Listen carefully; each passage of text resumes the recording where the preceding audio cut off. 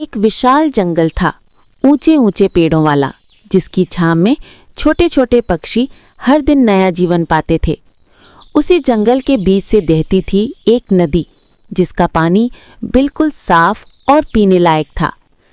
जंगल के सभी पक्षी उसे लाल नदी कहते थे, क्योंकि सुबह की धूप में उसका पानी लाल चमकता था। उसी नदी के किनारे रहती थी एक पीली चिड़िया, जिसका नाम नीलम था। वो अपने एक बच्चे के साथ एक बड़े से सागवान के पेड़ पर रहा करती थी। और फिर एक दिन नीलम अपने बच्चों के लिए पानी लेने नदी पर पहुंची थी कि अचानक एक भारी भरकम आवाज गूंजी।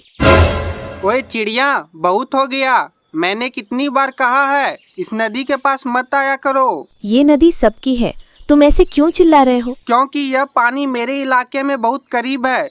अगर तुम यहाँ से रोज पानी लोगी तो मेरे पास क्या बचेगा। मैं नहीं चाहता कि तुम दोबारा यहाँ पर आओ। तो मैं अपने बच्चों का क्या करूं? वो प्यास से मर जाएं। इतनी नफरत किस लिए? मैं किसी से नफरत नहीं करता, बस तुमसे जलन है। तुम्हारी चमकदार पंख देखकर मेरा मन जलता है। और हाँ, मैं तुम्हें यहाँ से पानी नहीं लेने दूंगा, समझी तुम? ये सुनकर नीलम की आंखें भर आई। वो अपने बच्चों के पास वापस लौट गई। मम्मा मेरे लिए पानी नहीं लाया। नहीं बेटा, कालू ने मुझे पानी नहीं लेने दिया। मम्मा उसने ऐसा क्यों किया? कहता है ये नदी सिर्फ उसकी है और मैं यहाँ नहीं आ सकती। गोलू डर गया। नीलम ने खुद को संभाला और बोली, चलो हम उल्लू अंकल के पास चलते हैं। वो समझदार हैं, कुछ ना कुछ रास्ता जरूर बताएंगे। उल्लू अंकल ने सब कुछ सुना और बोले, यह नदी किसी एक की नहीं है। कालू की ये बात गलत है। चलो मैं उससे बात करता हूँ। उल्लू ने नीलम को लेकर नदी किनारे पहुंची।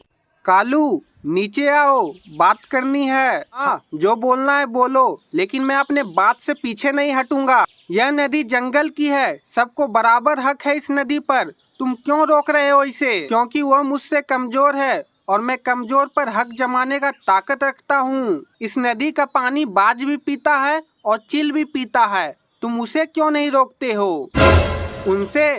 उनसे झगड़ा कौन करे? वे ताकतवर हैं। तो सच यह है कि तुम्हें हक नहीं, सिर्फ जलन है। हाँ, मुझे इससे जलन है, इसकी खूबसूरती से। मुझे बर्दाश्त नहीं होती इसकी खूबसूरती। मैं इसे पानी यहाँ से नहीं लेने दूंगा, तो नहीं लेने दूंगा।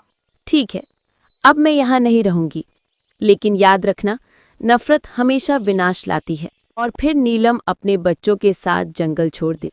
वो अपने भाई के घर चली जाती है रहने के लिए, इस जंगल से बहुत दूर।